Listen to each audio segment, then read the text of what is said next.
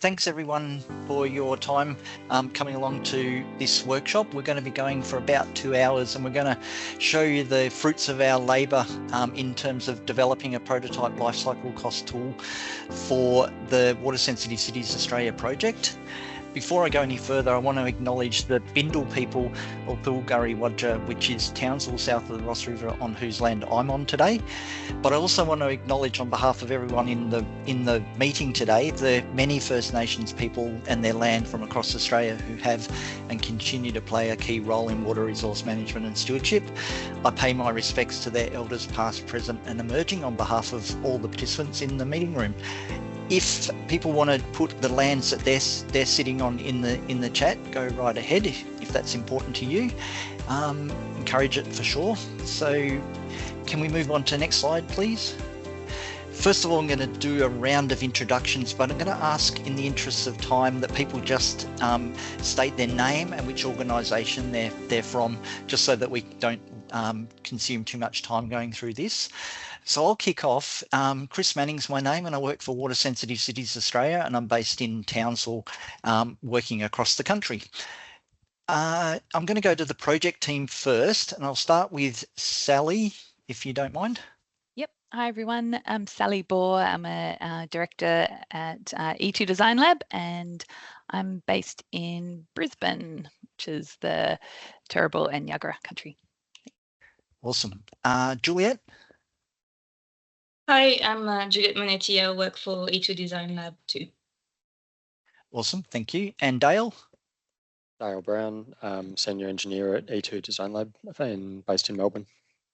Great, thank you. Ben Firmage? Yep, hi everyone, Ben Firmage, CEO at Water Sensitive Cities Australia, located at Monash on Wurundjeri country. Awesome, thank you. And now I'm going to just go down the list. So if the lists update, I might miss someone. So if we get to the end of the list and I've missed someone, please put up your hand. So Andy Kamazuli. Hi, I'm Andy Kamazuli from City of Greater Geelong. Thank you. Ant Torre. Oh, hey there, Antonietta Torre from Water Corporation. And sorry, my camera is not working, so I don't mean to be antisocial. No worries, thanks, Ant. Belinda. Might come back to Belinda Doring. Sorry. Oh, that's right. Okay. Belinda Doring from Water Sensitive SA on Ghana country. Kathy Kinsey. Kathy Kinsey, City of Moreton Bay. Craig Bush. Yeah, g'day, Craig Bush, Sydney Water. Great. David Pannell. Yeah, David Pannell, University of Western Australia. Thank you. Danica Boston. Yeah, I work at Town of Victoria Park, Perth, Western Australia, managing the urban forest strategy. Great, thank you. Kylie Drapala. Hi, I'm from Logan City Council in southeast Queensland. Thank you. Edward Moore. Hey, how you going? Edward Moore, Blacktown City Council in Western Sydney. Great. Emad Kavahai. Apologies if I pronounced that incorrectly.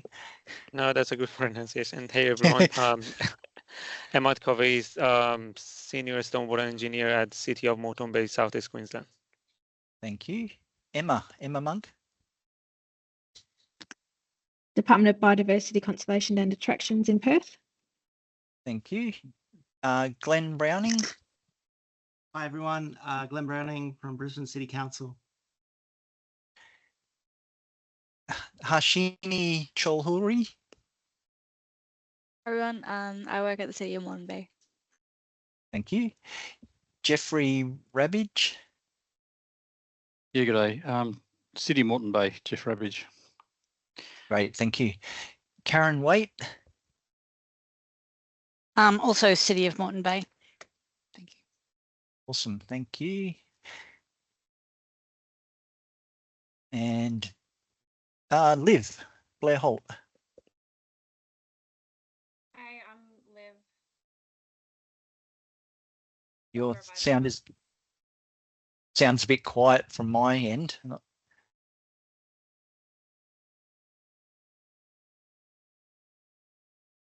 It lives from Sydney, Melbourne Water, if you didn't catch that. And Mark Liebman.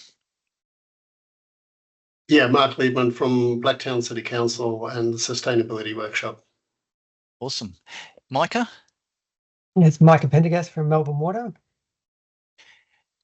Thank you. Norshin? Hi there, I'm Norshin Obaid from City of Casey in Victoria. Thank you. Paul Dabowski? Good afternoon, everyone. Joining from Urban Utilities in South East Queensland. Our service region covers Gubbi Gubbi, Waka Waka, Yuggera, Turrbal, Yagemba, and the Bay Islands, Gower, Gondamuka. Cool, thank you. Priya?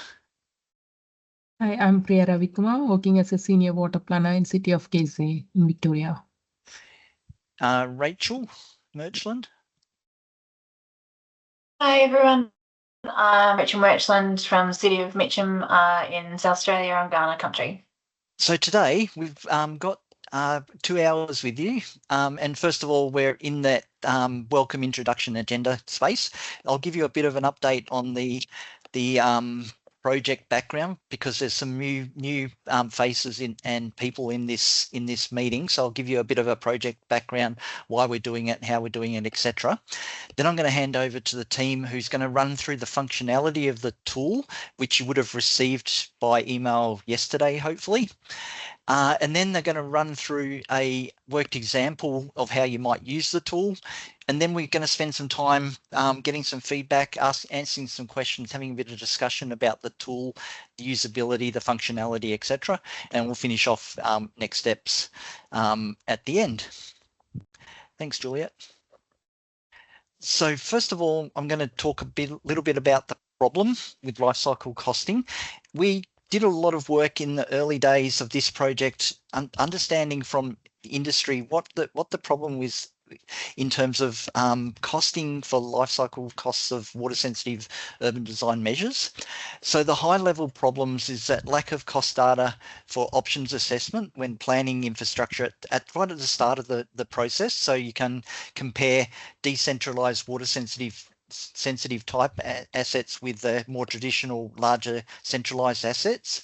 The problem we heard strongly, and we still continue to hear strongly, is the boosted maintenance and allocating the right amount of budget or even any budget for maintenance activities, and related to that is the cost information around that. And then a lack of confidence in lifecycle cost information for proprietary WUSD devices as well was what we heard at a very high level. There's some nuance to those problems in terms of the specific problems listed below. Information gaps for different types of infrastructure solutions, particularly in the WUSD space, gaps in spatial coverage of data when it exists, or where it exists, it's often orphaned or out of date. There's no consistent standard for collecting and managing data. Cost data that does exist is often underutilized in benefit cost analysis processes as well. So that was the problem as identified by industry consultation, both at a high level at the very start of the project and then more detail in the very early stages of stage one of the project. Juliet, can you move on to the next slide for us, please? So what we decided to do to address those challenges was to develop a prototype lifecycle cost and supporting materials to improve the use and usability of lifecycle costs for infrastructure investment planning, budgeting, and then for other activities budgeting down the line as well. It was really to complement the work from the former CRC for water sensitive cities that did a lot of work in you may be aware of the Infused suite of tools. There's a non-market tool to value those non-market benefits, and then there was a BCA tool that brought the cost side and the benefit side together and to do a rigorous BCA process. In doing that process, we came to realize that the cost side of that equation was not as robust as we'd hoped, and so this is what this project is seeking to address in part as well. So in the end, it's essentially supporting an all options on the table approach to decision making. In other words, bringing some of these stormwater WUSA type assets into and decentralized assets into the conversation to contrast with the more conventional larger scale investments. So how we're going about doing is developing a consistent understanding of what life cycle costs are and what it means, what a definition. We've selected to work on 3 asset types to keep the project in scope in such, and with the suite of assets under the biofiltration banner, passively watered solutions, particularly trees and all the variants of those, and permeable pavements was something else that our funding partners, which are essentially our Victorian and WA and South Australian colleagues, funded this project as a what we term a national project. In other words, a project where cross-jurisdictional interest and learning possibilities existed. But we've taken the opportunity of broadening the conversation out to others in around the country, in the hope of identifying some good quality data from spatially across the country. Hence why we've got people from jurisdictions from all around the country today. We also developing some protocols around aggregating that data across multiple systems and owners and IT systems. That'll be a future thing once we've worked through this initial phase, and then develop a prototype lifecycle cost tool, which you will see today, and integrates into the wider economic evaluation toolbox, such as Infuse, but other business management tools are applicable here too. And then we're going to test the beta tool, which with end users, which is you guys, and that's the first step in that process. Is today we're going to reveal it and run through it. So Juliet. So for those of you who are interested in the 2 stages, I think that's stage, oh no, stage 1, sorry. So first of all, we did a high-level needs analysis.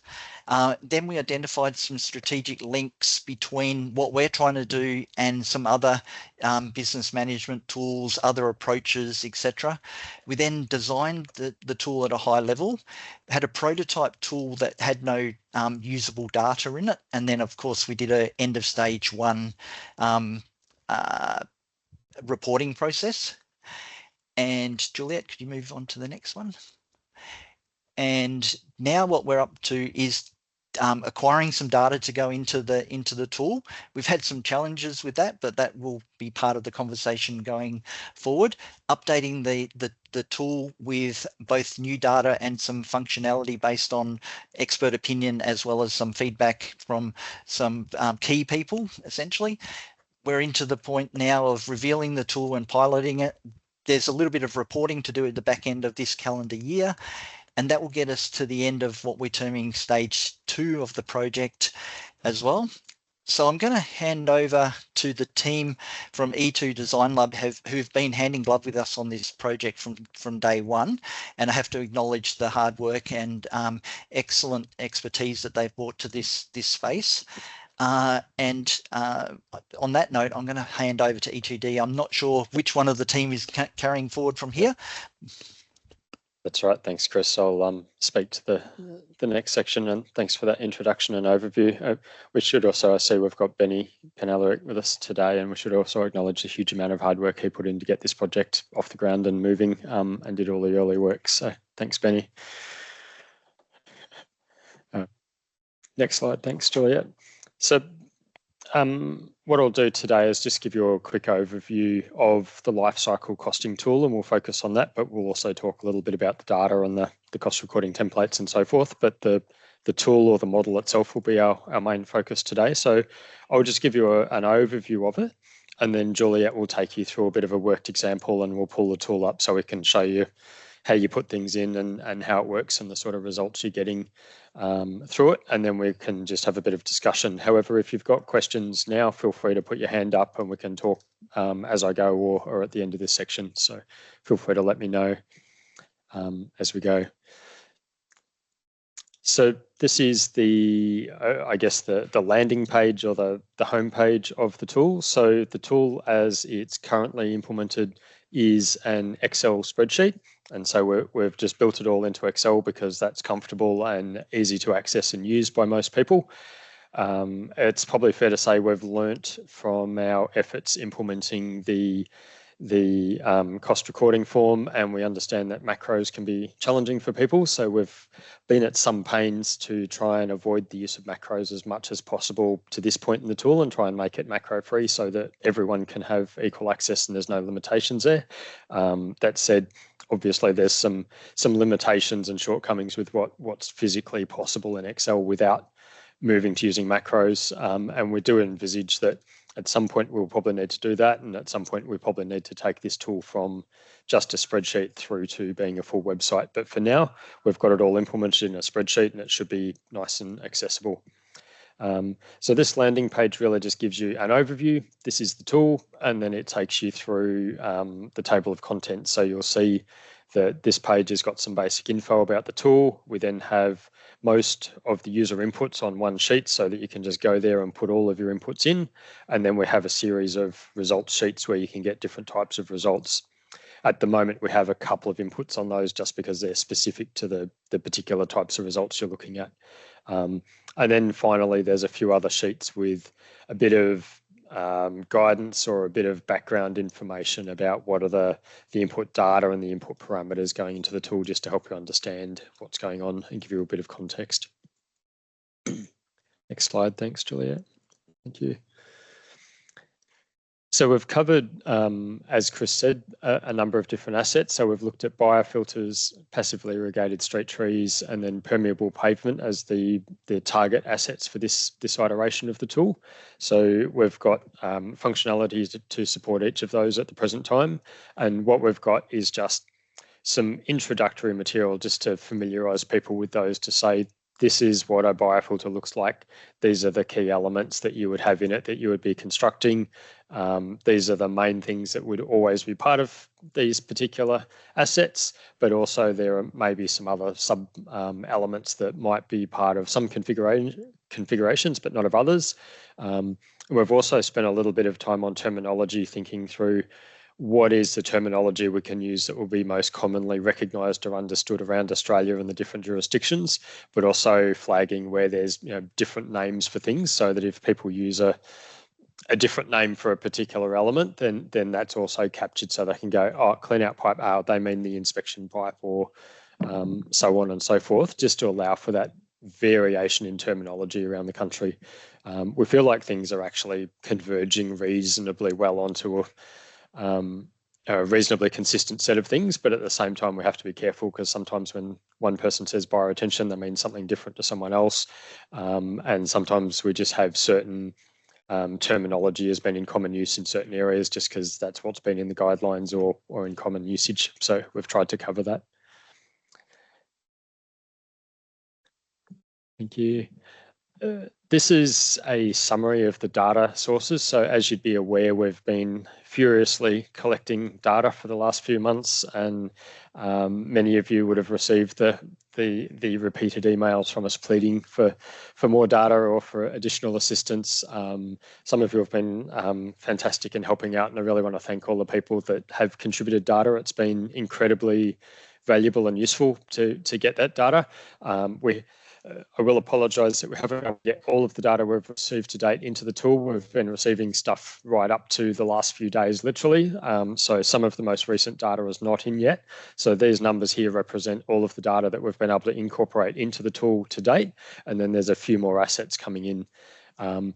But I think when we set out on this project, it was decided to target these 3 asset types because they're the ones that are problematic and difficult, and they're the ones that people don't have a good handle on. People kind of know what's going on with the wetland. They know what they're up for. We've been doing them for 20 years. It's not a big deal. But for some of these assets, there's really not a lot of permeable pavements in the ground, let's be honest. And that's what we found when we went out asking for costs, is a lot of people said to us, we don't have many of these assets, or we haven't built one of those for years, or we don't even have any of this particular asset type yet. And so it was really hard to be honest, to actually get good cost data on a lot of these, and it's been a struggle to really pull together a good data set with a good statistical base. That said, I'm sure many of you have data on these. So if you do have data, we are reaching the end of this phase, but please get in touch with us and let us know, because at best we'll be able to bring that data into the tool. At worst, we can add it to the collection so that it can be brought in through the next phase. So please let us know. By way of example, this is the end-of-line biofilters. So this is just giving you an idea, firstly, of the number of assets. We've got 22, but also where they're coming from. So you can see in this case, the bulk happens to be coming from Victoria. That's not always the case. Some assets are coming more from other jurisdictions.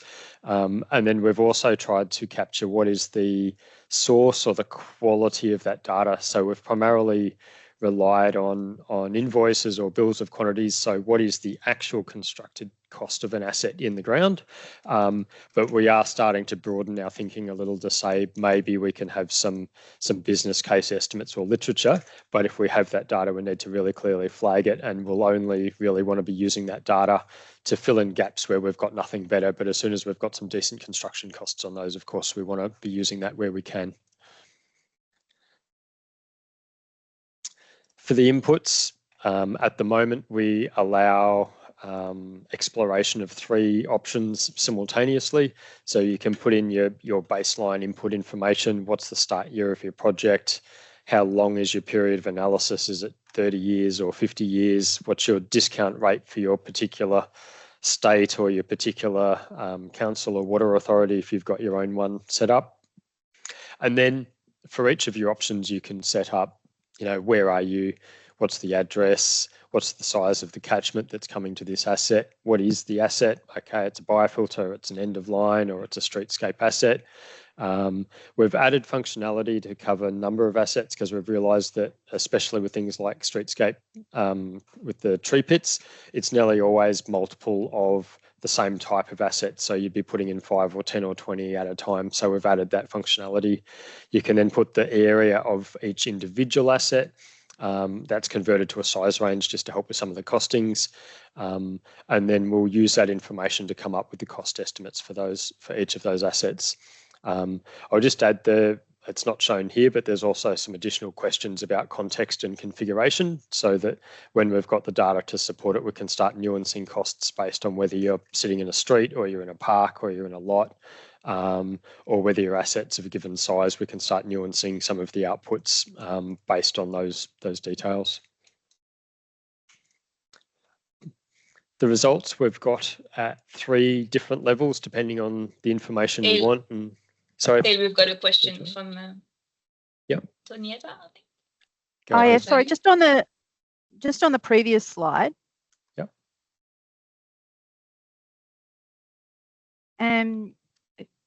So with this one, are you comparing 3 potential options to treat a catchment?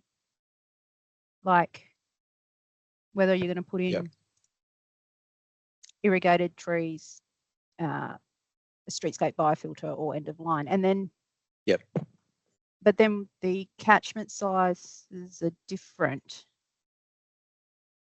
So how are you? Thank you. Yeah. You want to go, Dave? Yep, sure thing. So the tool is intended to support a number of different purposes. If you wanted to compare 3 options and say, what is my best option for this particular location, or what are the costs rather for these 3 options, not necessarily what is my best one, but what are the costs for my different options? Usually we would probably have the same catchment size here. So you'd be saying, for this given catchment, what are my 3 options? And that's probably an oversight on our part, having those as different numbers. So you would probably have the same catchment, and you'd then say, what is the cost if I do an end of line? What is the cost if I do a streetscape? What is the cost if I do a street tree? Give me 3 separate sets of costs. What we envisage is that different people will use the tool for different purposes, and I'm probably jumping ahead a little here, but one purpose will be to say, how much are the costs of these different options?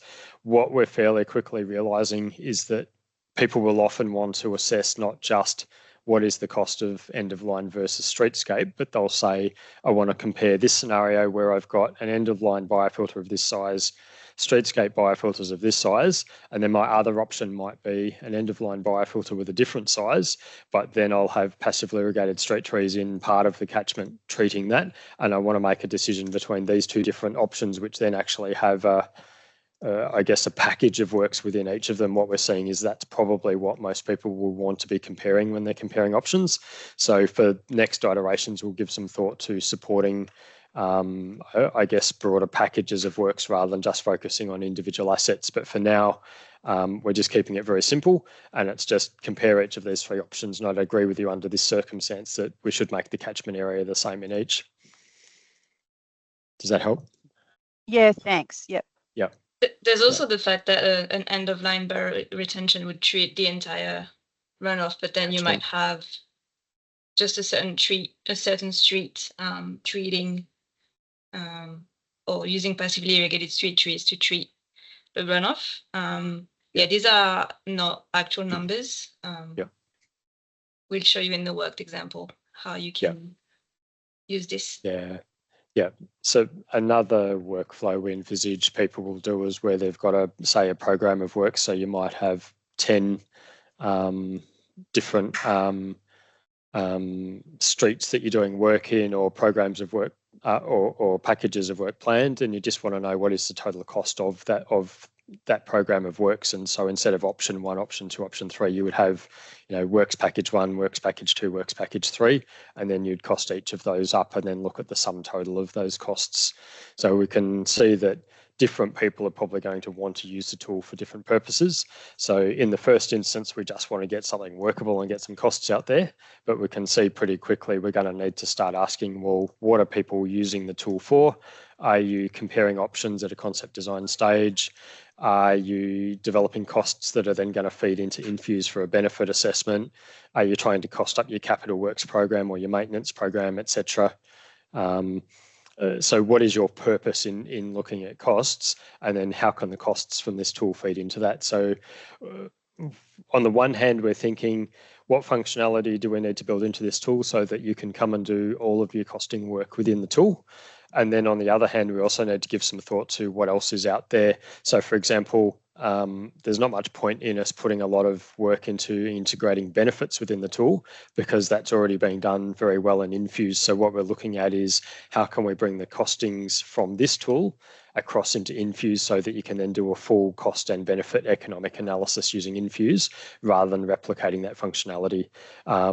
Similar vein, what we envisage is that once we've got a really good database of costs, that we might look at some kind of API where that can be fed across to a tool like Music that's already got an inbuilt lifecycle costing functionality, but as we all know, the data is about 20 years old.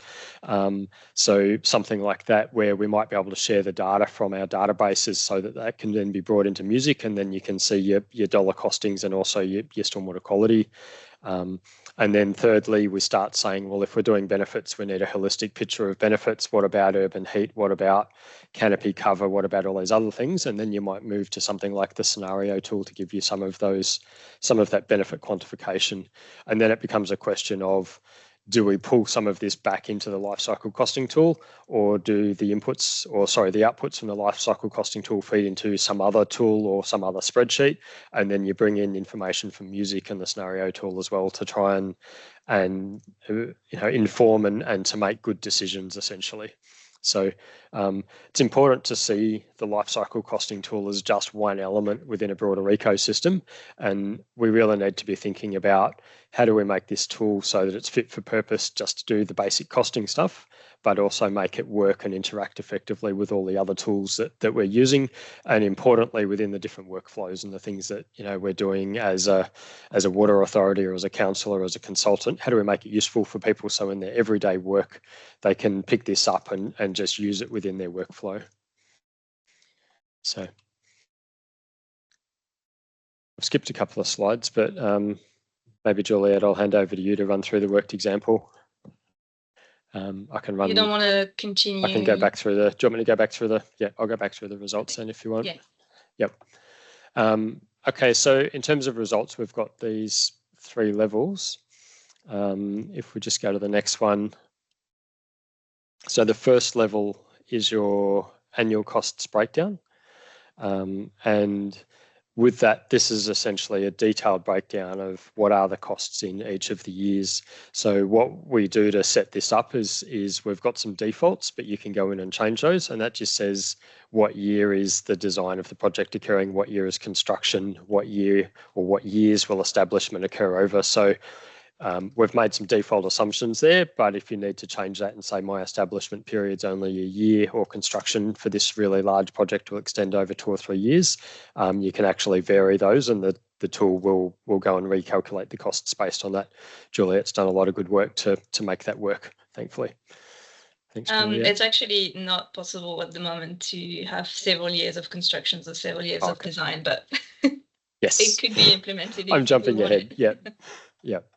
Yeah, you've got the establishment. That's the main one. I can't see the other ones extending over more than 1 year too frequently.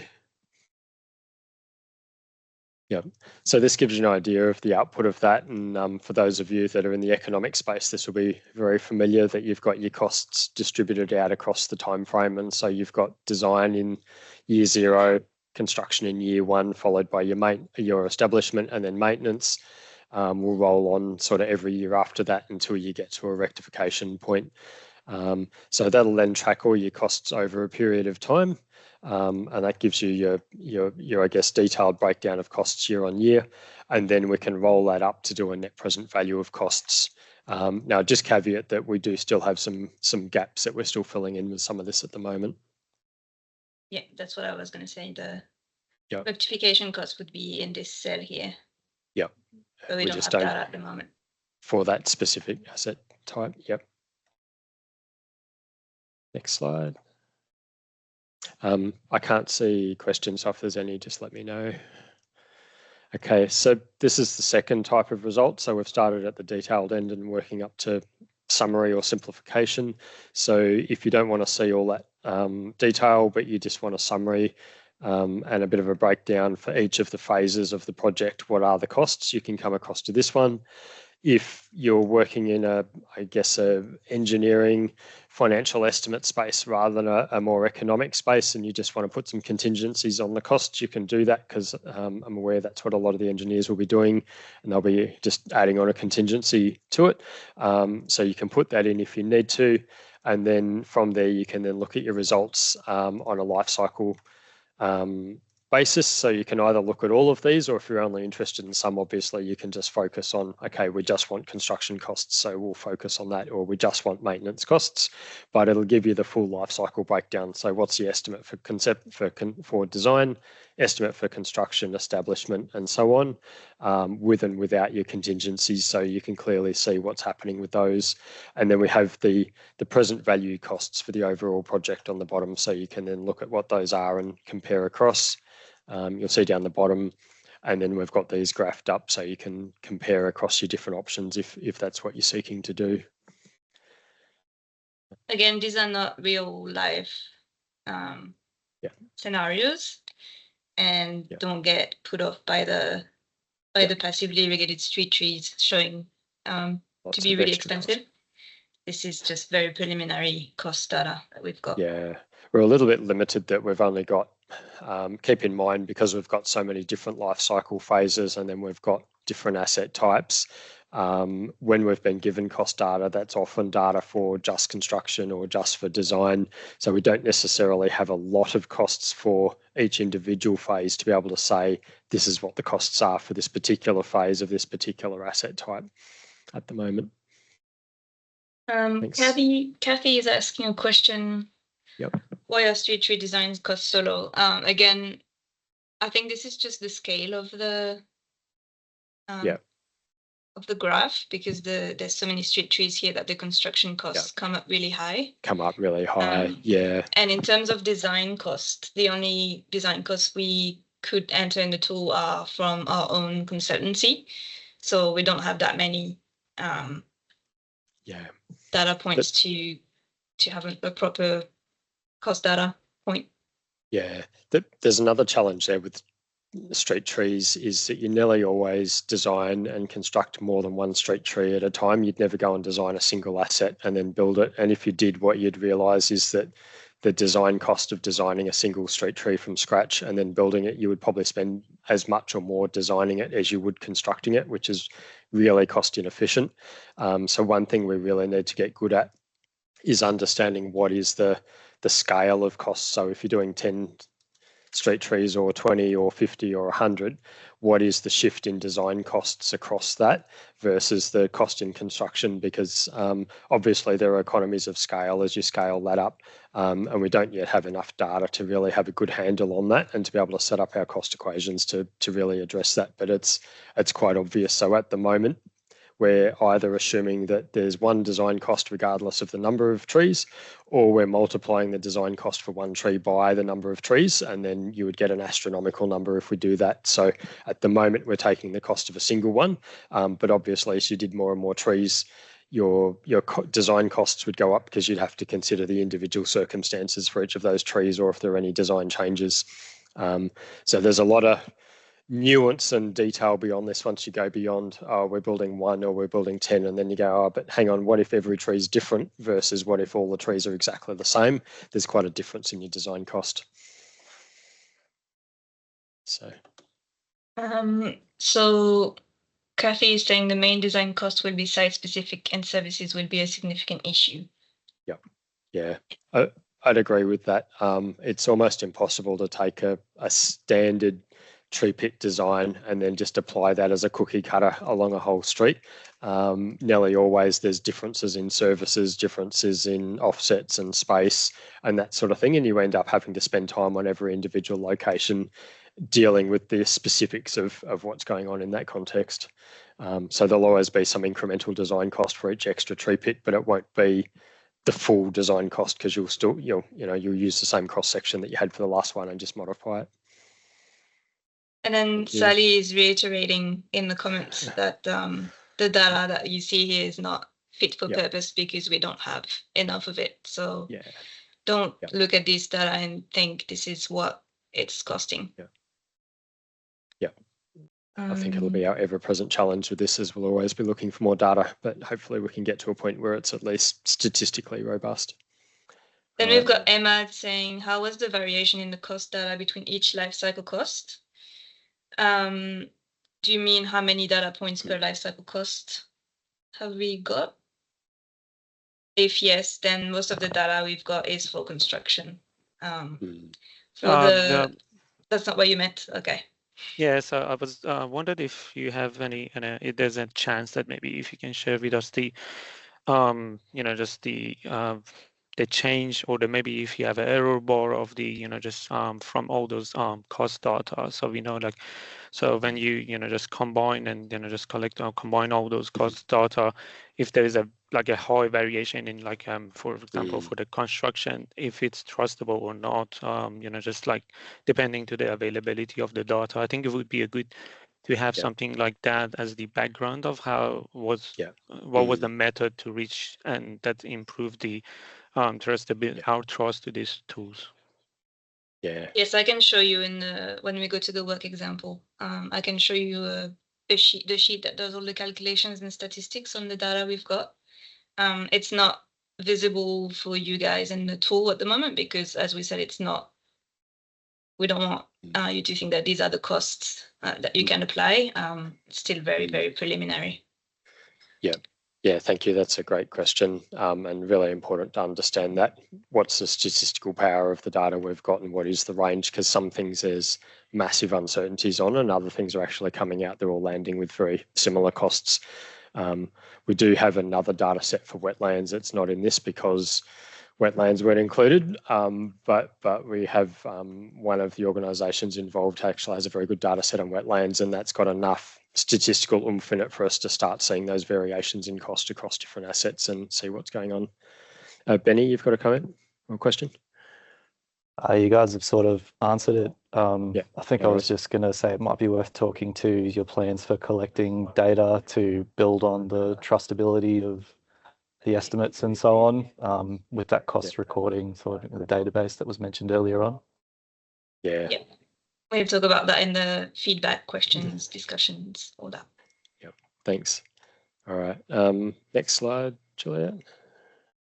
Might be getting to the, okay, so this is just the same as the previous one, but we've also broken down for those that are interested. This is the net present costs now shown as an annual cost. So for those that want to see what they're up for annual costs for maintenance or something like that, you can also get it presented that way.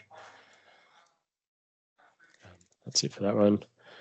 And then this is essentially the high level summary wrap up to just say, these are your three options. This is the cost against each of them, but then it's also adding in the sensitivity. So it's looking at if you've got a higher or lower discount rate, what's the variation in that cost, which gets back to the question a bit earlier indirectly of what is the level of trust in the data. So it starts giving an idea of, well, what is the range of outcomes you might get if you had a different discount rate. And ideally, I think this sensitivity analysis would also take account of some of the statistics of the data and say, you know, if you're one standard deviation above or below your central estimate, this is how the costs would land. Ideally, you know, we'd like to have that in there as well.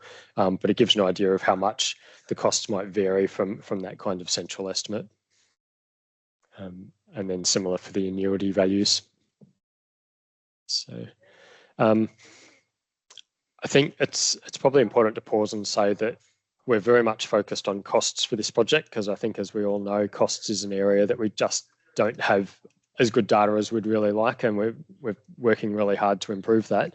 But it's really important to remember costs is only half the equation, and that while, you know, the street trees look crazy expensive compared to the end of line biofilter, we've got to remember that it's also all about the benefits, and you've got to compare the costs and the benefits of each of your different options or scenarios and look at what that net outcome is for the community. So it's really important to be considering costs, but also all the other benefits that might be thought about. So we've pretty much covered these, just to say that we'd be interested in starting discussions with people about what are your workflows in terms of how you're working with costs, and how might the tool become part of those workflows, what would work, what doesn't.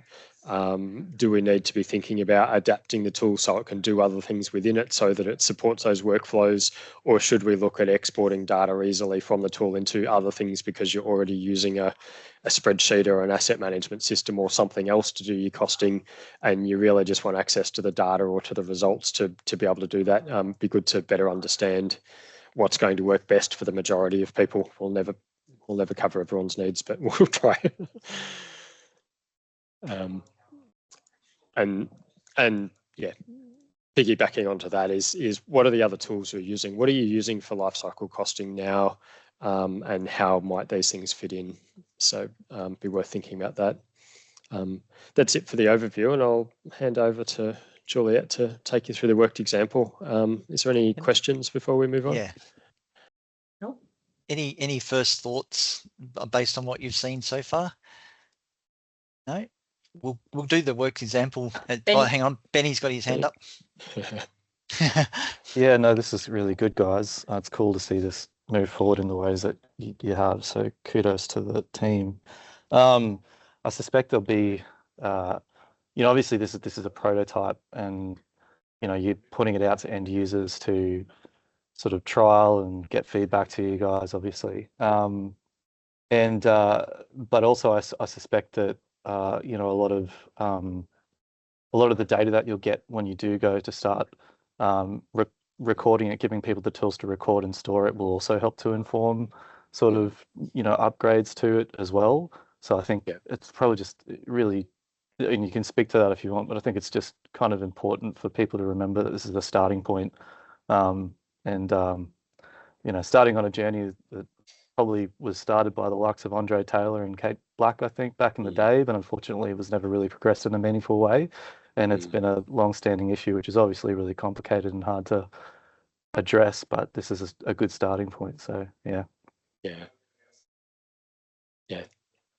Thanks, Benny. And it's important to think of this as a journey and an ongoing thing, not just a project that we do and bang, it's finished and we leave it. Because if we do, costs state very quickly is the reality. And even if we get to a point where we say we have enough cost data that we can now confidently predict costs of things, the reality is we actually need data to keep coming in year on, to keep the tool up to date and the data relevant and refreshed.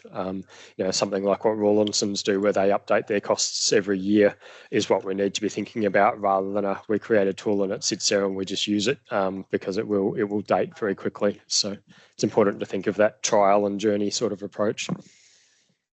And the other thing to think about, that the more data we actually get into the tool over time as well, the more possibilities it gives us to be able to then extrapolate to other parts of the country that might not have some really good data as well. So you could have scaling factors. Rawlinsons do this at a high level, where they say, you've got a reference point at a particular location, and they might say, if you're in the regional, that might be a metro area, in a regional area, you might scale up by 1.2, or you may even scale back by 0.9 or something like that. So, but we need a little bit more data in the base level to be able to then do those calculations and extrapolations, or transfers, if that's another way of putting it, to some of those locations that don't have good data now and probably won't for a long time as well. So this is a made-up worked example for a new development in Melbourne, Victoria. So we've got this new development, and the developer wants to reduce the size of the site's end-of-line biofilter that's treating 70 hectares of a residential catchment. It's been suggested to include streetscape stormwater treatment systems to reduce this size. And so preliminary modeling was done, and suggesting that rain gardens of passively irrigated street trees of these dimensions would lead to this similar pollutant removal. But the developer wants to minimize the costs. So which options should they choose?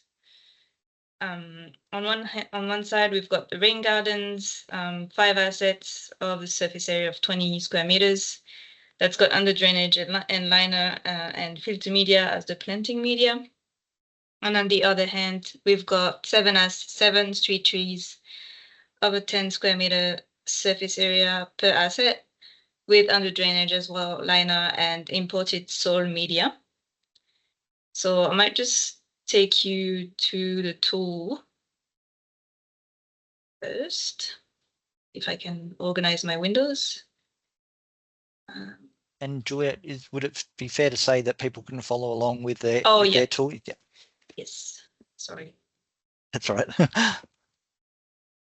Before we start, I might just show you the cost sheet that is hidden from you to respond to Emmett's question earlier.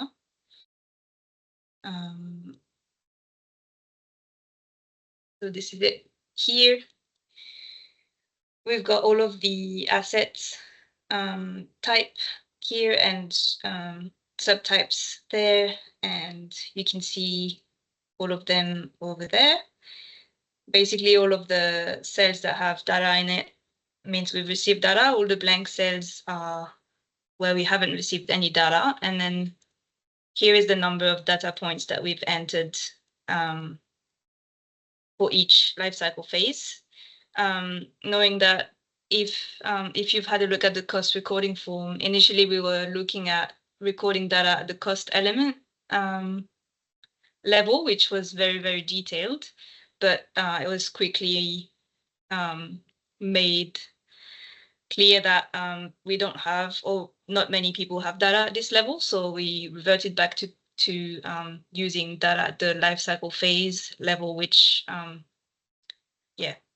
aggregates everything together. So that's why you would have, for example,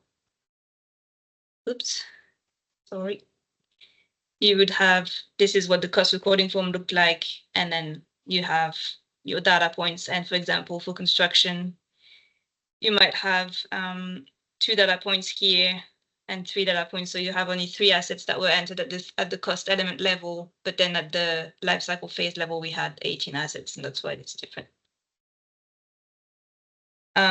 So yeah, end of line bioretention system or biofilters are where we've got the most data, but as you can see, it's mostly construction data. These are design concept costs that come from our own consultancy, and then very little rectification and renewal data. In terms of maintenance, we'd had to revert back to the Melbourne Water 2013 cost rates because we didn't receive anything that we could work with. So yeah, there you go.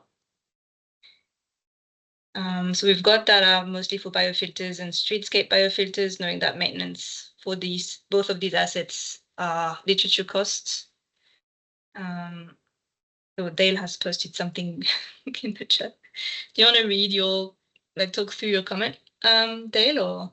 That's right. Just ignore me. I'm just trying to respond to some of the things. I'm just saying that with the street tree design costs, we can either assume a one-off or multiply it out by the number of assets, but the right answer is somewhere in the middle. We've started out factoring all the data by area rates because we know that the size of asset or area is important. So we're using unit rates rather than amounts in our stats, but it's becoming apparent that we're going to have to be a bit more nuanced about that already. Even that is difficult. So, yeah, go on, Juliet. Great. So this is for all of the assets, and then we've got, we ended up consolidating all of the street tree designs together because we only got a handful of data points for a handful of subtypes. So this just does the average and all of the stats for all of the designs of passively irrigated street trees. Oops, sorry, it's this one, the one next to it. And then permeable pavement, we've just got one data point for porous pavement. Does that answer your question, Ahmed? Yes. So Craig is saying, what about using a percentage of capital cost for design cost? At this point, we wanted to input real costs in there, but yeah, in the later stages, depending on what data we receive, we were thinking of doing something like that, even for rectifications being around 80% of the construction costs. But we just wanted to make sure we've got all of the real data first, so that it's easier to manipulate the tool and not have to remove any data points later on. And if I could add something there, if we did choose to do something like that, we would do it with a sort of a defined process around that expert opinion, so that so there's some justification around the number that we've chosen, and it's clearly articulated why and how we've chosen that number. Emma? Yeah, thank you. That's great. I mean, it's very obvious that you put a lot of time through this. Thanks for that. And I think it's going to be a great tool. Just another question. I was just curious to know. So when you got the cost data, has all this cost has been normalized based on 1 year to minimize the impact of the inflations, or? Yeah. So we've in the cost recording form, you could enter the year at which each of the phases occurred, and so then we're adjusting them to CPI and then converting to a cost rate. Thank you. All right. So let's look through the tool then. This is what it looks like in real life. And you've got all of the instructions that you may need. We'll ask for your feedback later on to let us know if the level of guidance that you have in the tool is enough, or if there's some things that are not detailed enough. So you'll have the opportunity to comment on that later on. I think, can I interrupt? I think Dave Panel's got his hand up. Oh, yes, go ahead.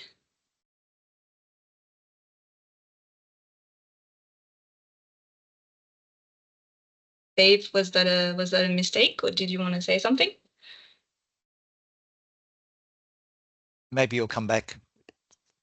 Sorry, I was muted and talking away. Fair enough. Jumping back to the question about inflation, and you mentioned that you have a CPI factor in there. Could you explain a little bit more about how that works? Is that is that sort of inflating past costs up to the present? Is that the objective there, or are you sort of specifying future predicted costs that way? It's adjusting them to the baseline year. So the baseline year would be this year, the year of the tool. Okay, it's adjusting older costs to the baseline. Yeah, all of the costs to this baseline. Okay, thank you. Year. Yeah, I've got a couple of comments about sort of the discounting, budgeting sort of side of things, which I'll send you in an email. But that's helpful. Thank you. I can start showing you all the back-end calculations, but I think I'll lose you. Yeah, don't do that now. Very, very quickly. So then, if you look at all the asset types, this is what it looks like. You've got a description of all of the asset types and subtypes and the components that are included in the costs. So for all of the different types. Sorry, I'm going really quickly. Just don't hesitate to ask questions if there's anything that's not clear. Then this is the data sources sheet that Dale was talking about in the previous presentation. So again, you can see for end-of-line biofilters, we've got 22 assets, mostly from Victoria. For biofilters, we've got 6 assets. They're all from Victoria. Street trees are all aggregated.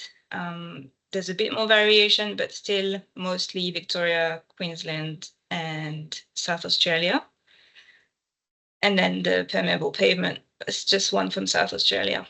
And so there will be, once we get more data, there'll be also the opportunity to provide more details about the data source. So whether it's showing the number of data points per life cycle phase per asset, or showing even more precise configurations like the context, if it's infield and greenfield, if it's in a regional or metropolitan area, if the mean annual rainfall volumes have an impact, we might show that in here.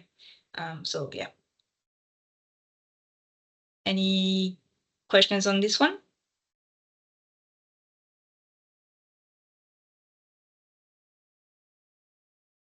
So I might go back to my worked example, if I can make this work. So this is our user input page, where we can start entering all of the options that we're looking at. So we put the start year as today. And then the length of analysis needs to be between 20 and 50 years. So you can probably refer to, there's a box at the end here that shows a bunch of different resources on cost benefit analysis in different states and national. So these would give you guidelines on what typical year of analysis, and make the thing bigger. Is that better? So yes. You've got a bunch of different resources to have a discount rate that would be specified in your specific state or by the council rate or whatever. So you can choose that based on the recommendation of your state. Or it could be based on the life cycle of the asset, whatever you prefer. So let's put 25 years for this one. These are the discount rates that are by default, and they were specified in the Infuse latest release. So for, can't find my words, to make sure it's consistent. For consistency, we just kept them the same, but you've got the option of changing them if you wish. So the development is in Victoria, so you can choose your state. Victoria, in Melbourne, you can enter your state for the 2 options. And then the address, I don't know what the address is, but it's got a 70 hectares catchment. Residential, so let's say 70% impervious action.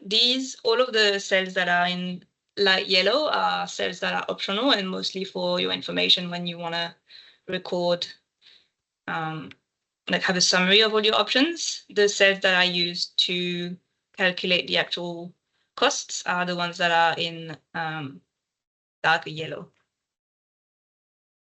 So then we want a biofilter and rain gardens. So rain gardens also called streetscape biofilters. And the asset area, the number of assets was 5 assets. You can enter your 5 assets of 20 square meters each. So at this stage, you input the surface area of a single asset and it calculates it afterwards. And then as Dale was mentioning, there's also this later section where you can be more specific about the specific components that are in the design. So at this stage, we don't have the breakdown in data that is needed to adjust the cost depending on whether the asset has any of these components. But that was the point of recording the data at the cost element level. So we don't have a sediment fall bay. We have under drainage and liner. And we've got filter media. Is everyone following? Or have any question? If not, I'll keep going. And the second asset type is a passively irrigated street tree with under drainage and liner. So I'm going to choose passively irrigated street tree. The type is with under drainage. At this point, it doesn't really make a difference in the calculations because, as I said, all the subtypes are aggregated. 7 assets of 10 square meters each. The delivery context you can also choose. So in this case, it would be private or developer, private. It also doesn't have a sediment fall bay, but has a liner and under drainage. These are by default blank. If you leave them blank, it's gonna not apply these. So it's a no by default. So there you go. We've filled in the user input part of it with our 2 different types of assets. And I can now enter this. And so now we can look at all of the different results, all the 3 different types of results. So you can go to annual cost breakdown if you want something really detailed and you want to use Infuse, for example, to do a cost benefit analysis. So here, that's what Dale was talking about. There are a couple of options that you can modify. So let's say your concept design, you're already doing it this year, but the detailed design will be done next year. So occurring in year 1, you can see the numbers might be a bit small, but you can see the numbers moving in this calculation cells. And then construction usually occurs 1 year after the detailed design, so year 2. And then you might say that you want 3 years of establishment to make sure your asset is functioning properly. And there you have your detailed annual cost breakdown per life cycle phase for option 1 and for option 2. And then if you're familiar with Infuse, there is a sheet, I think it's 5.6, where you can input your own costs with a name in front of them. So these are ones that you could directly copy all of this all the way to the end of your analysis and copy paste that into Infuse, and that you would have your costs. These are undiscounted costs. So you also have a temporal cost distribution here. Again, these are not what it would look like in real life, also because we don't have rectification costs for these assets. So normally after 20 years or so, you would see a jump here for the rectifications. Any questions? Can you ignore the design costs? Yes, you can. So if you just want to look at a capital works program, for example, you just remove, because if you put 0, it's going to assume that it's occurring in year 0, which is the start of your analysis. But if you leave these cells blank, then it doesn't take the design costs. Their costs, yeah. That's good, yeah, mainly for developer delivered assets. I'm not so concerned about how much they'll cost to design, but more like what the ongoing So you might want your constructions to start in year 0 then. Yeah. There you have it. Oh, cool. So Juliet, you know when you put in the context and it had private developer and council led, is that something that you could use if you indicate that it was a developer led one, that the design costs don't show up then? Is that another way you could do it? I guess you could. I was still aligned with Infuse and the contributions there. I mean, it achieves the same thing as what you just did, so it doesn't really matter. It just occurred to me that might be another way of doing it too. Yep. Yeah, I guess that could be implemented in a further iteration. I don't really remember if in Infuse you can say who pays for the costs. Maybe Dave, you might be able to help us. Yes, you can. You can, okay. Yeah, you can allocate all costs and all benefits to up to 8 stakeholders. Yep. Good. I've got a comment from Kathy, and then Antonietta, I can go to you.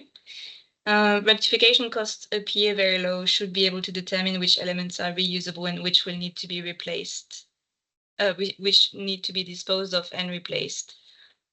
While the data may not be available, first principles would apply. Yeah, as we said, if we're still hoping to get data, but if we don't have any, then we'll have to make some assumptions, and all of this will be recorded to make sure there's no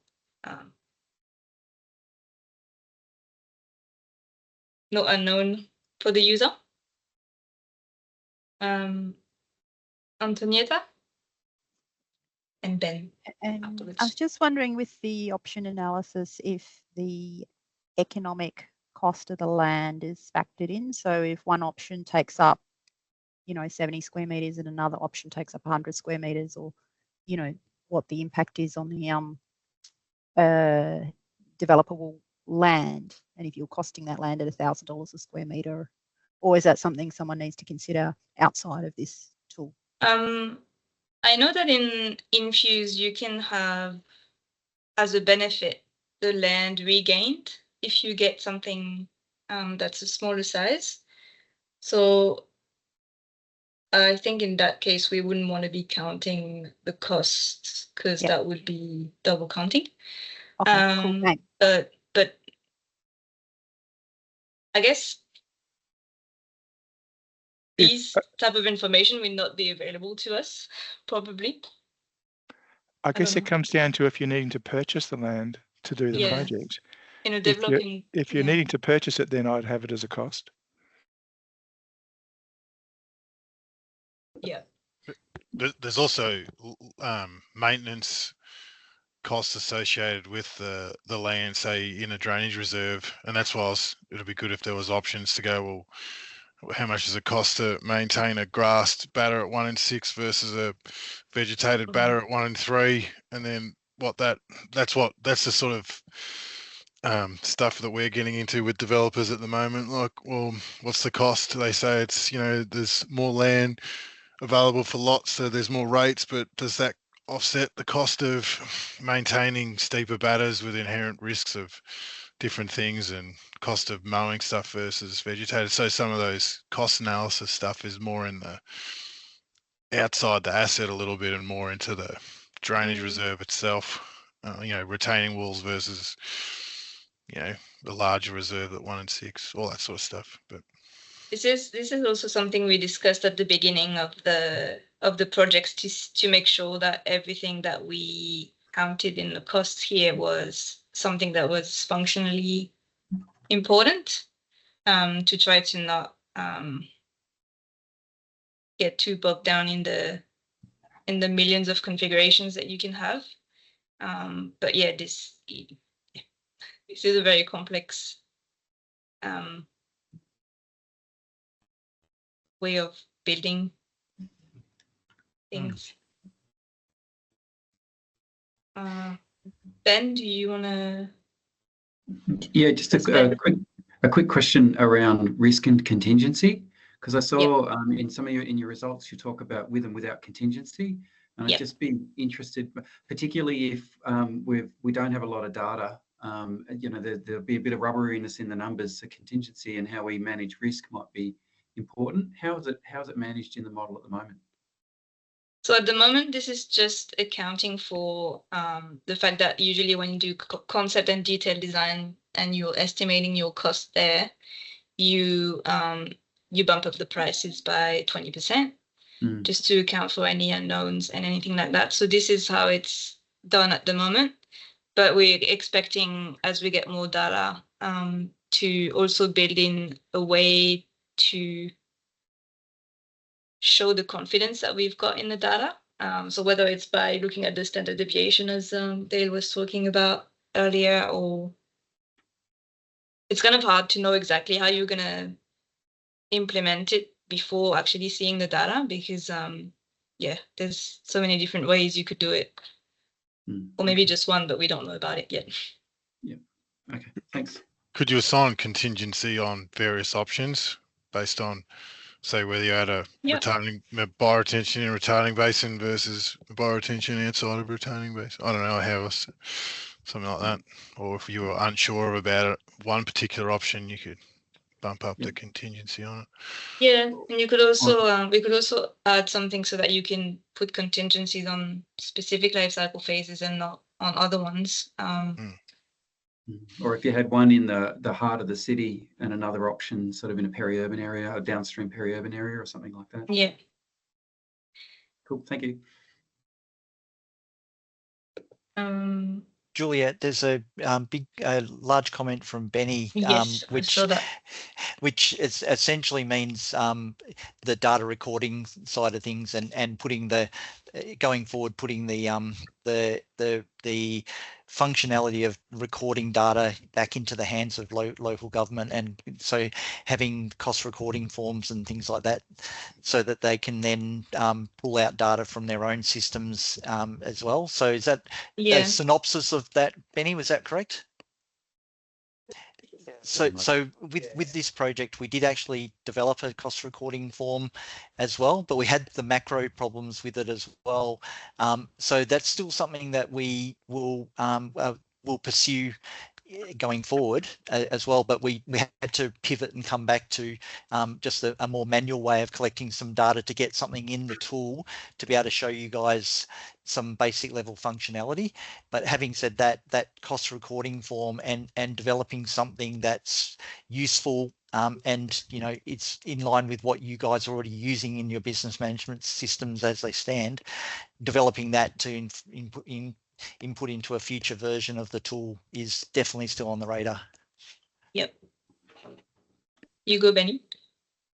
Yeah, so not so much for this tool, but just because obviously I came from E2 Design Lab and I've come into local government and had my experiences at Blacktown as well. And the deficiency there, the gap there was a process supported by a system and some sort of guidance or instructions around how to collect cost information from the projects that we were planning and delivering, so that we could then use that information to inform our own project planning and budgeting, etc. I think that's a pretty, my guess is that's a pretty widespread deficiency. And I think, as I mentioned in here, it sort of reflects where the industry is at when it comes to the asset management maturity of water sensitive urban design infrastructure generally. And I feel like that's a critical thing to address here. It's kind of like the thing you need to do first before you get to this tool. This is awesome, and I'm not saying don't do it. I think move ahead with it 100%. But I think focusing on that, like some kind of guideline, you know, for those end users, those local authorities might be good as well. It might be good something to produce in tandem with this, and then evolve over time based on the learnings of rolling them out.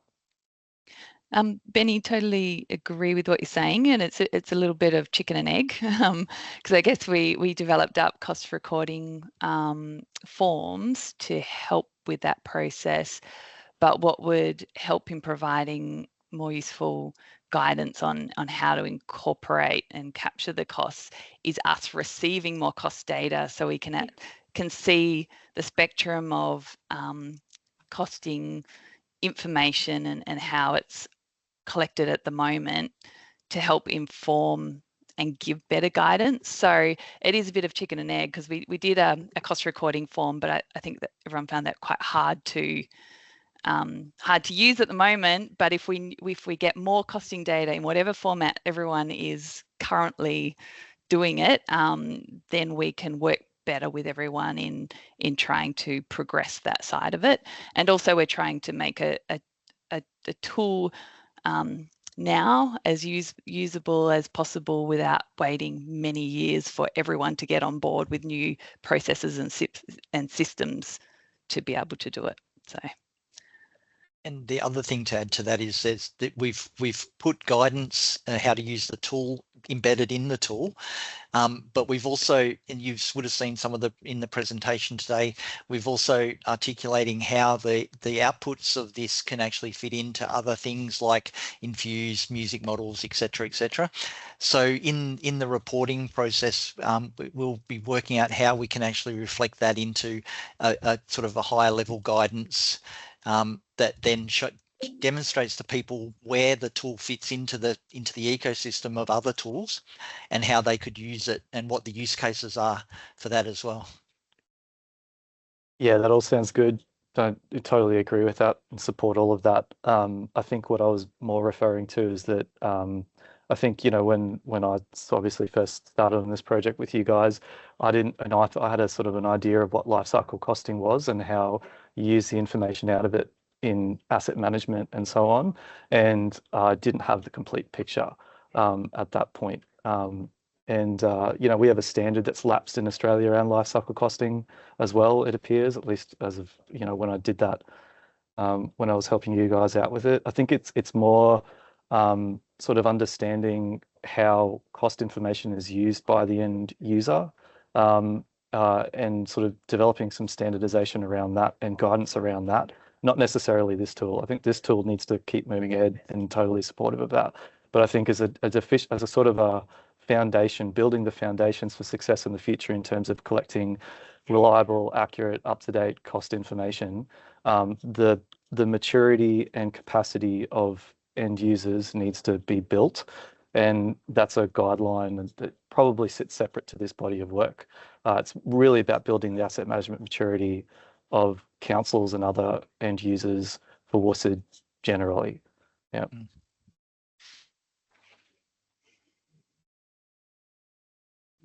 Kathy also commented something about cost data not being publicly available, as it is commercial in confidence most often.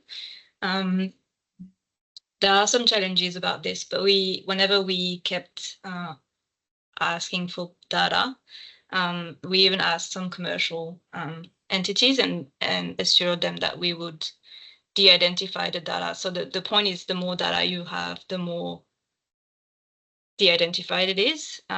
So we wouldn't say this data comes from this company, and that would kind of remove this need and this fear of commercial entities.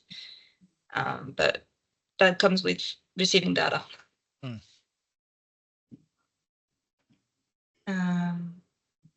Yeah. Yeah, I've just commented in the chat that we've only approached a couple of commercial entities, but to date they've actually been quite willing to share, more so than we expected. So we're feeling that's actually an area we maybe should explore more, is actually, if we want design costs, directly approach consultancies, and if we want construction costs, directly approach proprietor and supplier companies to provide those costs. And obviously there's going to be that commercial sensitivity, but we're feeling like that's probably an avenue we could explore a bit more than we had to date. And I have wondered too, in terms of procurement, for whether it's procurement for maintenance of these systems or for the construction of these systems, if we can access those quotes that are provided, and assuming those quotes are, ideally the bill of quantities is sort of broken down as much as possible, even if the quoting companies are removed and excluded, that would be valuable information as well, because no doubt you're getting 3 or more quotes for some of these jobs. For our maintenance, they just quote on a square meterage, on an area, on an asset based, so you don't really have, we've got our general maintenance tasks we give them to do, and they say the asset's this big, this is how much it's going to cost. So that's more than we have. Yeah. Yeah, that it's anything's good at this stage, but I guess that's where we can help develop up templates for bills of quantities to go out with quotes. So you might be asking for a lump sum fee, but you're actually asking them to provide a breakdown of what their costs might be with particular types of maintenance, perhaps, or even costs for sourcing and installation of plants, things like that. I can follow up and see what we can pull out of those contracts. Thanks. There's also the fact that we may have been trying to get too much too fast with the cost recording form. And so we kind of need to make it a standard that people are able to locate their life cycle phase cost data before we start asking for very specific cost elements. And then once things are done without any issues, you can start complexifying the data that you are looking for. I don't know if that makes sense. I've got Paul saying something, needs to go to his next meeting.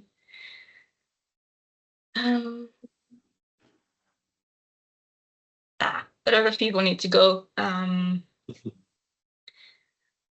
not reading fast enough. Sorry, Dale, do you want to respond to Paul before he leaves? No worries. Thanks, Paul. That's a really good point, that it's all very well to ask people for input and so forth, but it takes a lot of time to do that, and at the moment they're not being compensated for that. So it might be worth thinking about a model whereby access to the tool is discounted or subsidised for those that are contributing data, or we even directly pay people. The challenge there is that we need money coming in the door from someone wanting the data to then pay people to do it. But if we could come up with a model, if maybe some of the agencies and organisations involved recognise the value of having access to this, and even the commercial companies, it might be worth paying to have access to all this, just like people pay for Rawlinsons, and then that would enable us to then go out and pay people to give us the data, and we could then think about engaging quantity surveyors to put together quotes based on a standard schedule, or contractors to pull in the data that they've got. That might be something to consider for the future.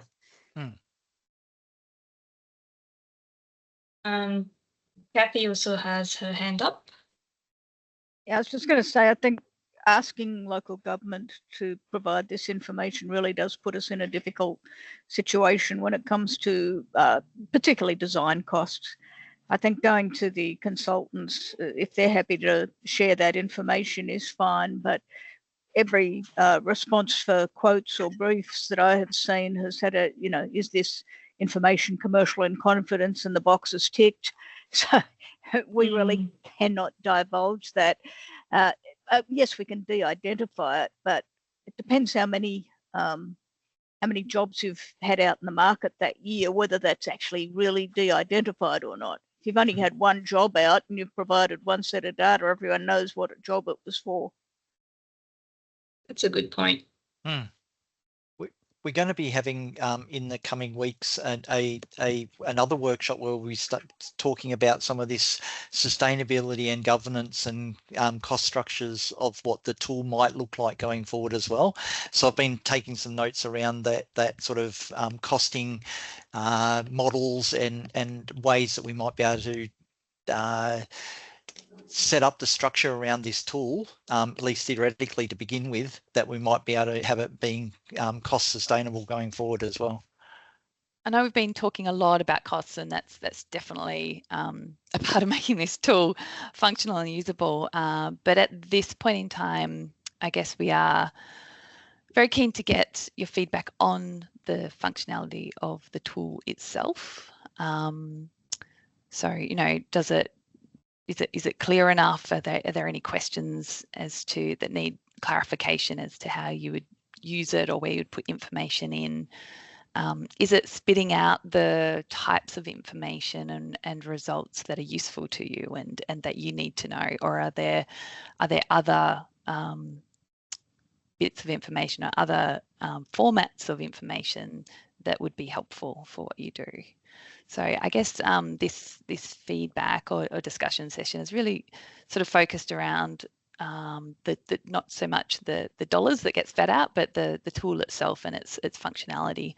And I know you've only just seen it, and you might need a bit more time to sort of play with it and send back specific information. But just based on what you've seen and what you know now, just love to hear from you as to if you think it's doing the things that you hoped it would do, and is it providing useful information? I wonder, Sal, what representation we have from asset management teams, as in asset engineers and asset information management people, is in the room. Do we have any of that here? Just out of curiosity. Because that would be good to answer that question, Sal. Like those it would people. Be. Yeah. Well, maybe of the people who are still here with us in the room, you know, in your roles, do you need or use or come across in your workflows costing information? And would you be actively using this tool or using information that might come out of this tool in what you do? We could use it. I can see scenarios of looking at evaluating whether we have a lot of problems with infield type developments where we might push an end of line solution, but it might be better to push some more private asset combination of private and public. So evaluating like what an end of line solution looks like versus some streetscape and the rest done by the private, you know, sort of things with a rainwater tank and rain garden or something. So having that to justify that position would be good. Yeah. Does this identify who? Forgive me if I forgot this. Who wears the cost, Sal, at all? Probably not. Hey.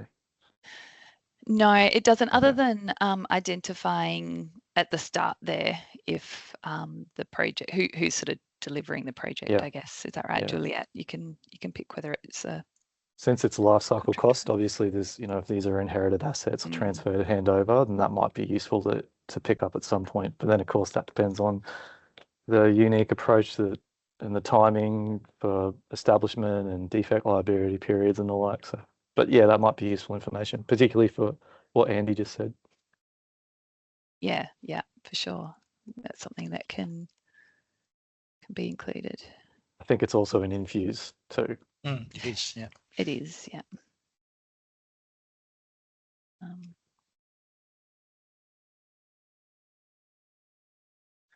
probably got to head off, guys, but really good work.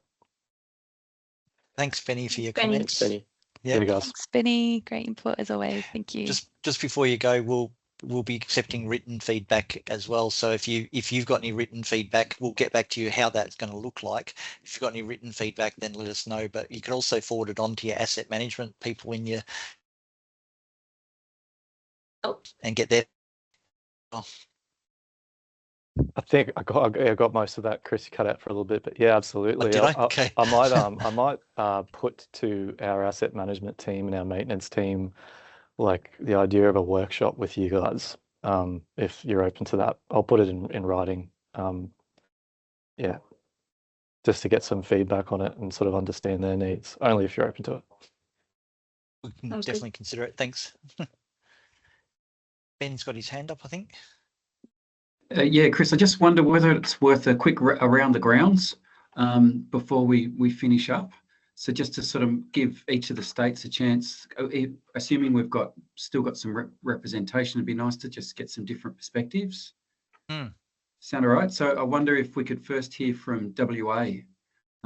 In terms of the unique situation at WA, are we heading in the right direction?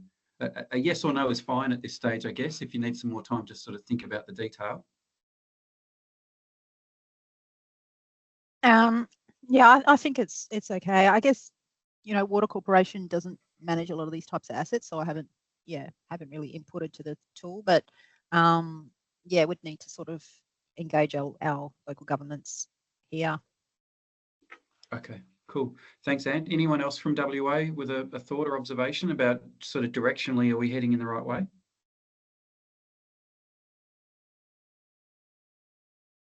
Okay, sounds like, Ant, you've captured the collective view there, so that's good.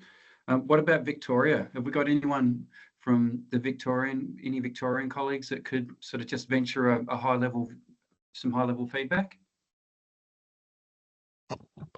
I can, I suppose, again. Yeah, I think it's good. We're sort of even undergoing a situation now with a bit of a battle with a developer to assess the two different options of under the guise that if their option is more expensive than ours, our preference, then they'll give us a cash contribution for the difference. So having some of these things, something like this tool to support that if we ever have to do that again. But again, some of that stuff fed into a little bit of the drainage reserve as a whole, not just as the asset configuration options themselves. But I think it's good. Okay, thanks, Andy. Any other thoughts from Liv's popped something in the chat, so that's great. Thank you, Liv. If there's no other further thoughts from Vic, we might go to Queensland.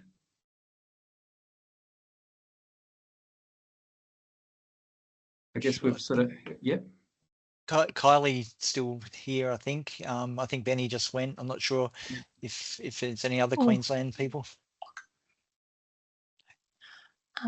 Sorry, yep, I'm still here. I'd be happy to follow up with some written stuff too. I noted I don't have a copy of anything in relation to the tool itself, like some of the screenshotted Excel sheets you were showing. Even if I could get just a screenshot of the info that you've got in there would be great, just to be able to look at that, because I'm in a unique position, a bit different to Benny's, where my group does the asset management, asset build, asset maintenance. So we've got the full suite. So it'd be really good to, from our point of view, sit down, really drill into it and look at what that means. Yeah, wow, that'd be fascinating. Thanks, Kylie. Any final thoughts from from New South Wales or South Australia? I think we might have lost our South Australians, Chris. No. Yeah, I think so. Oh, I think Rachel. Yeah. Yeah, I'm from South Australia. Any final thoughts or like high-level guidance? Yeah, in general, I think it's really great. It's gone into a lot of detail, which I think is necessary, but I also think it's a little bit overwhelming at first look, at first glance. So I think it'd be really helpful to sort of play around with it. But I think that the ultimate outputs are really helpful in the asset management space. So I think that's really good level of detail there. Yeah, so I'm hoping that it's I suppose going to be something that the assets people can really engage with and just have the opportunity to sort of step through it. I think that that there might be some hesitation with the amount of words that are sort of in your face right at the beginning, but that's something we can work through. Yeah, thanks, Rachel. So I guess we're hoping that you guys will be our champions back into your organisations. And if there's anything that you need in terms of like simplification or some flowcharts or anything like that, just let us know. Thank you. Then, yeah, cool one. And then Chris, if we don't have any final thoughts from New South Wales, it's back to you. Is there anyone else? Thanks, Ben. Is there anyone else who wants to venture an opinion as well? Okay. Juliet, can you move along to the next slide, perhaps? I think it's the next one. And Kylie, I put in the in the chat. There's the actual tool spreadsheet in the chat. So anyone else who didn't get it, we did send it around yesterday to the list that I had yesterday, but not sure if some people dropped off or whatnot. So we can certainly recirculate that, and we can recirculate and circulate the presentation from today, as well as a recording for anyone else who needs it. So in terms of next steps for us, we've really got some good insights from you guys, and we're very pleased to hear that at least we're heading in the right direction with this. So we will definitely allow some time for some written feedback from you guys. We'll get back to you in the next day or two about how that's going to look, basically. But we do need to tidy up this project by the end of the calendar year. So for this version of the project, we'll probably have about 2 weeks up our sleeve to be able to get some feedback from you guys, and then incorporate that into this version of it. We will also always accept any last minute, I'm calling it last minute data. We'll accept that right up until we'll continue to accept it. Whether or not we can incorporate it into the tool will depend on when exactly we get it, basically. So if you do send it to us, then we'll hold it over for a possible further stage if we need to. We'll obviously finalise the project reporting for this. Now we're also proposing a possible stage 3, which would essentially be bringing more data and asset classes into the tool, and that could be things like wetlands, because we know that there's a lot of good rigorous data out there for wetlands, for instance. But it could also be some of those the batters. I think it was Andy that was talking about swales and different assets that are associated with drainage design as well. Those things could be considered if that was an industry need as well. We're also we'll welcome new partners in 2025 as well. Like I said, this was largely funded by our WA, Victoria and South Australian partners, and so for that we definitely thank those guys for that. But what we'll be looking at is new partners to contribute to this project or the broader suite of work that Water Sensitive Cities Australia is doing.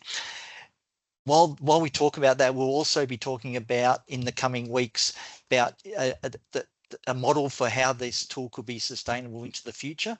So a cost and funding model around that as well.